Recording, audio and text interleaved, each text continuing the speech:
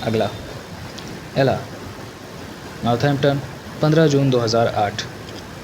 प्रिय एला, तुमने मुझसे पूछा था कि मैं सोफ़ी कैसे बना। ये एक रात में नहीं हुआ।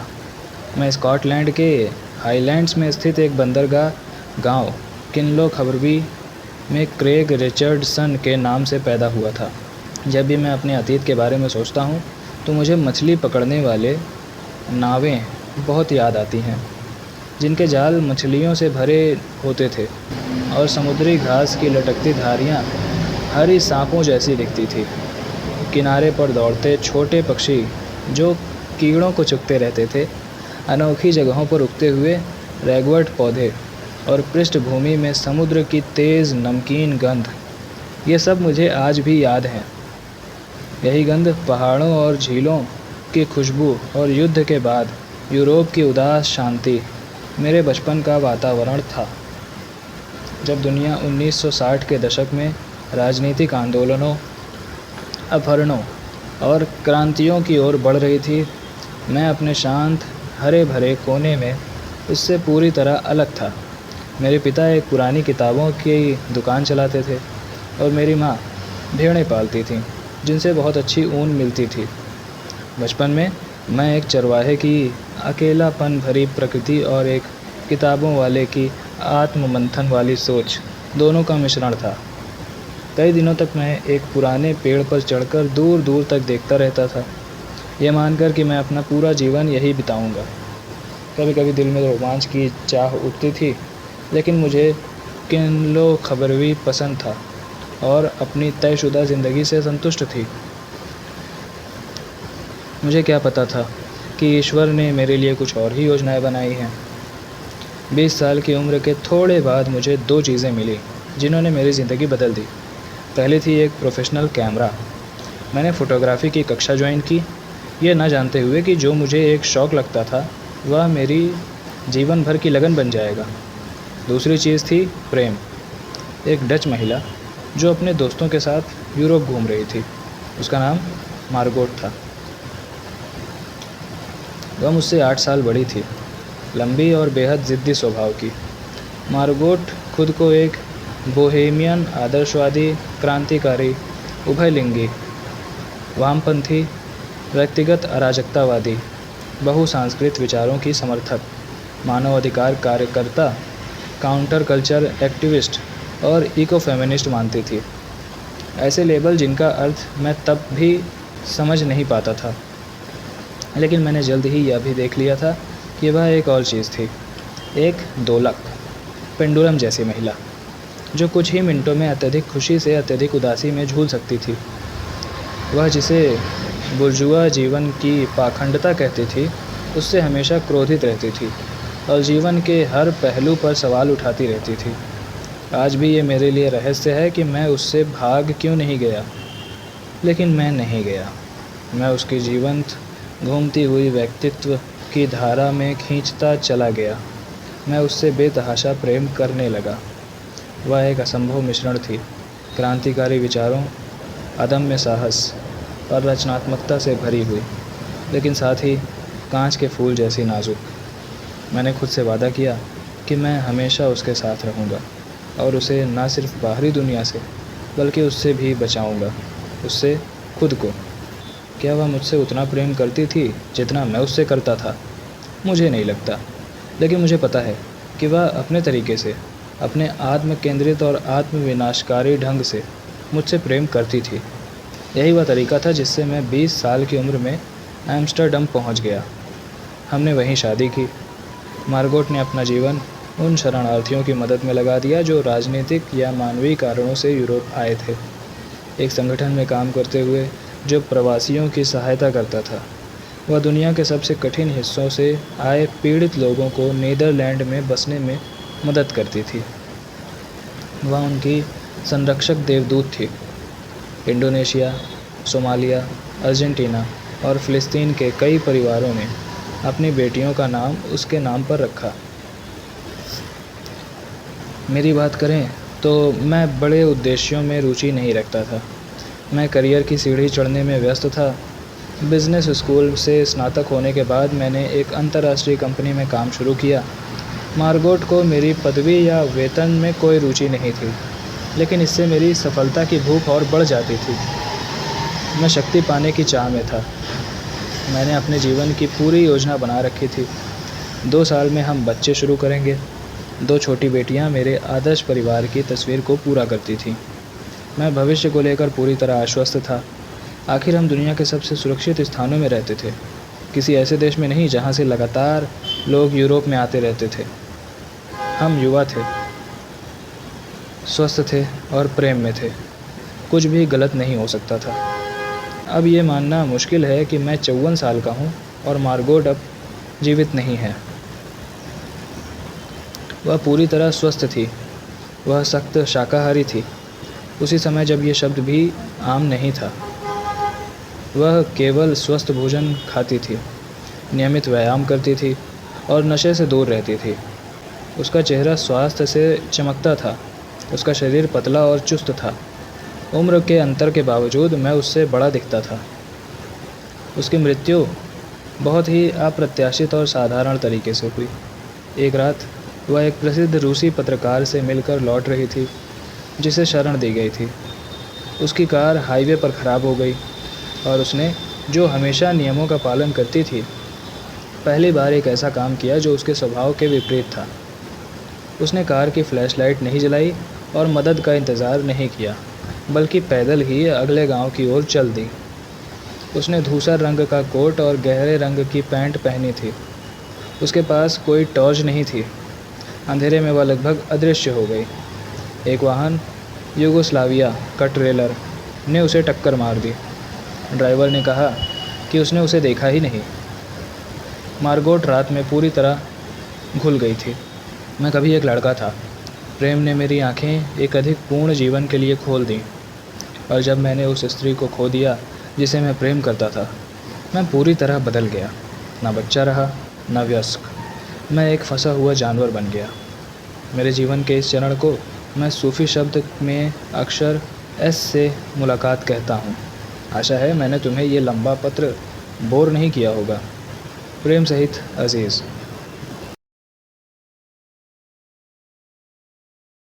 डिज़र्ट रोज़ द हार्लट, कोन्या, जनवरी 1246। इन दिनों मुझ पर बहुत सी पाबंदियां हैं। मस्जिद में हुए उस कांड के बाद से मालिक पैटर्न मुझे कहीं जाने नहीं देता।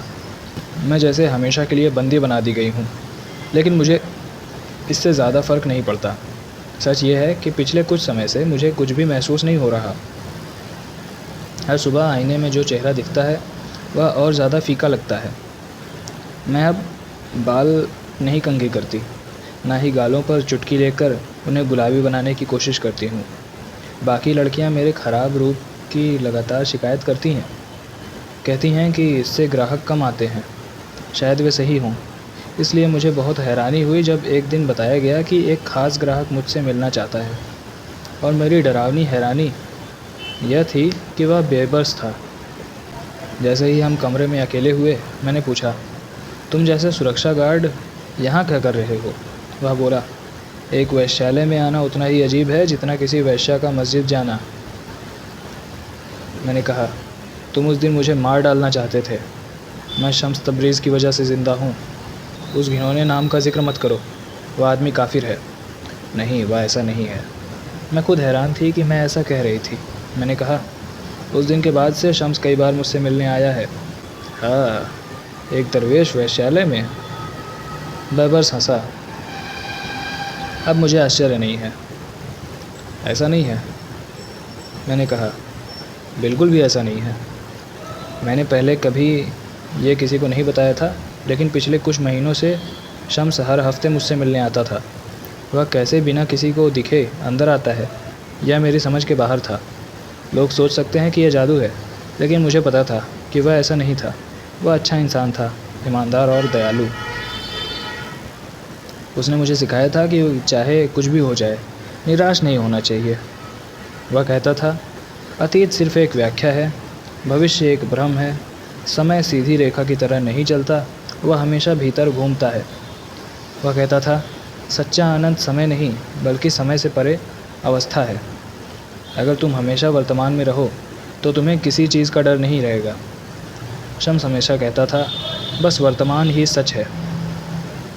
वह बस मुझे ध्यान से देख रहा था।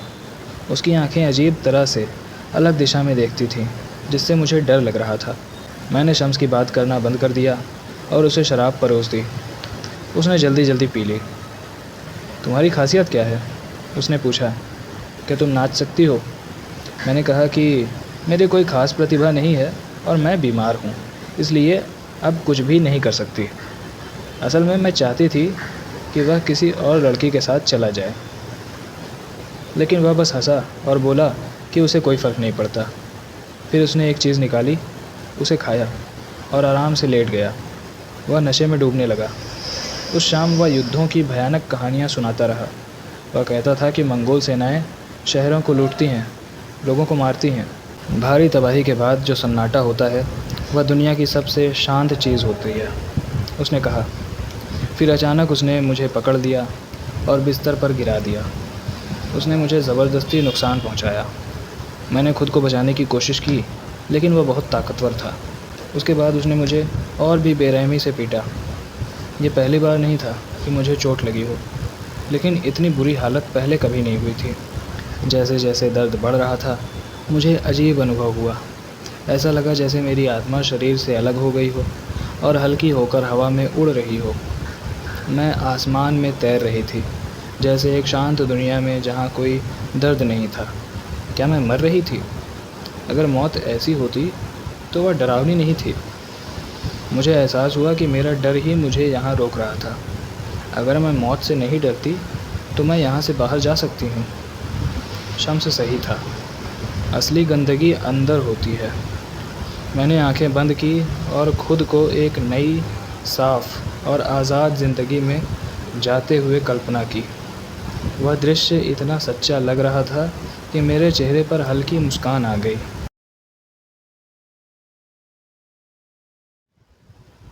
किम्या, कोन्या, जनवरी 1246। हल्की सी शर्म और पसीने के साथ मैंने शम्स तबरेज़ से बात करने की हिम्मत जुटाई। मैं लंबे समय से उनसे कुरान के सबसे गहरे अर्थ के बारे में पूछना चाहती थी, लेकिन हफ्तों से मौका नहीं मिला था। हम एक ही छत के नीचे रहते थे, फिर भी हमारी मुलाकात नहीं होती थी। लेकिन आज सुबह जब मैं आंगन में झाड़ू लगा रही थी, शम्स अकेले मेरे पास आ गए और बात करने लगे। इस बार मैं उनसे लंबे समय तक बात कर पाई और उनकी आंखों में देखकर भी बात कर सकी। कैसी हो डियर किम्या? उन्होंने खुशी से पूछा। मैंने देखा कि शम्स कुछ अजीब से लगे, जैसे अभी अभी नींद से जागे हों या किसी दृष्टि से लौटे हों। मैं जानती थी कि उन्हें अक्सर ऐसे अनुभव होते थे। हर बार उनके चेहरे पर पीलापन और आँखों में एक सपनीली सी हालत आ जाती थी। एक तूफ़ान आने वाला है। शम्स ने आसमान की तरफ देखते हुए बुदबुदाया, जहाँ धुंधले बादल घूम रहे थे और साल की पहली बर्फ़ का संकेत दे रहे थे। मुझे लगा कि यही सही समय है अपने सवाल पूछने का। मैंने कहा, आपने कहा था कि हम सब कुरान को अपनी समझ की गहराई के अनुसार समझते हैं। मैं तब से चौथे स्तर के बारे में पूछना चाहती थी। शम्स मेरी तरफ मुड़े और ध्यान से मेरा चेहरा देखने लगे। मुझे अच्छा लगता था जब वो मुझे ऐसे देखते थे, गंभीर, शांत और गहराई से। चौथा स्तर कहा नहीं जा सकता, उन्होंने कहा। एक ऐसी अवस्था आती है जहाँ भाषा काम नहीं करती। जब तुम प्रेम की अवस्था में पहुँचती हो तब शब्दों की ज़रूरत नहीं रहती। मैं अचानक बोल पड़ी, मैं भी कभी प्रेम की उस अवस्था में पहुँचना चाहती हूँ। फिर तुरंत शर्म आ गई। मेरा मतलब है ताकि मैं कुरान को और गहराई से समझ सकूं। शम्स के चेहरे पर हल्की सी मुस्कान आई। अगर तुम्हारे अंदर वह क्षमता है तो तुम पहुंच जाओगी। तुम चौथी धारा में डूब जाओगी और फिर तुम ही वह धारा बन जाओगी। उनके पास मुझे हमेशा एक अजीब सा मिश्रित एहसास होता था, जैसे मैं एक बच्ची भी हूँ जो जीवन सीख रही है और एक औरत भी जो जीवन को जन्म देने के लिए तैयार है। मैंने पूछा, अगर ये अंदर होने की बात है तो क्या इसका मतलब तकदीर है? उन्होंने सिर हिलाया। हाँ। लेकिन तकदीर का मतलब क्या है? मैं तुम्हें नहीं बता सकता तकदीर क्या है, लेकिन ये बता सकता हूँ कि ये क्या नहीं है। तकदीर का मतलब ये नहीं है कि सब कुछ पहले से तय है, इसलिए सब कुछ भाग्य पर छोड़ देना और जीवन के संगीत में हिस्सा ना लेना अज्ञानता है। ब्रह्मांड का संगीत हर जगह है और 40 स्तरों पर बना है। तुम्हारी तकदीर वह स्तर है जहाँ तुम अपनी धुन बजाओगे। तुम अपना वाद्य नहीं बदल सकती, लेकिन उसे कितनी अच्छी तरह बजाती हो ये तुम्हारे हाथ में है। मैं उलझन में पड़ गई तो उन्होंने एक हाथ मेरे हाथ पर रख दिया और धीरे से दबाया। मैं तुम्हें एक कहानी सुनाता हूँ, उन्होंने कहा। एक बार एक युवा महिला ने एक दरवेश से पूछा कि तकदीर क्या होती है। दरवेश ने कहा, मेरे साथ चलो। वे एक जगह पहुँचे जहाँ एक हत्यारे को फांसी के लिए लाया जा रहा था। दरवेश ने पूछा, क्या ये इसलिए हो रहा है क्योंकि किसी ने उसे हथियार खरीदने के लिए पैसे दिए, या इसलिए कि किसी ने उसे रोका नहीं, या इसलिए कि उसे बाद में पकड़ लिया गया? मैंने बीच में ही कहा, उसे इसलिए फांसी दी जा रही है क्योंकि उसने गलत काम किया। कारण और परिणाम साफ है। शम्स थोड़े थके से मुस्कुराए। किम्या, तुम्हें चीज़ों को अलग अलग बांटना अच्छा लगता है क्योंकि इससे जीवन आसान लगता है, लेकिन क्या हमेशा चीज़ें इतनी साफ़ होती हैं? मैंने कहा, लेकिन ईश्वर चाहता है कि चीज़ें साफ़ हों, इसीलिए हराम और हलाल हैं, जन्नत और जहन्नम है। बर्फ़ हवा में उड़ रही थी। शम्स ने आगे झुककर मेरा दुपट्टा ठीक किया। कुछ पल के लिए मैं ठिठक गई। उनके पास से एक सुगंध आ रही थी, चंदन और हल्के अंबर जैसी, बारिश के बाद मिट्टी जैसी। मुझे भीतर एक अजीब सी गर्माहट महसूस हुई। प्रेम में सीमाएं धुंधली हो जाती हैं, शम्स ने कहा। क्या वह ईश्वर के प्रेम की बात कर रहे थे या इंसान के प्रेम की? क्या वह हमारे बारे में बोल रहे थे? बिना मेरे विचार जाने उन्होंने कहा, मुझे हराम हलाल की परवाह नहीं है। मैं तो चाहता हूँ कि लोग ईश्वर से सिर्फ प्रेम के लिए प्रेम करें, डर या इनाम के लिए नहीं।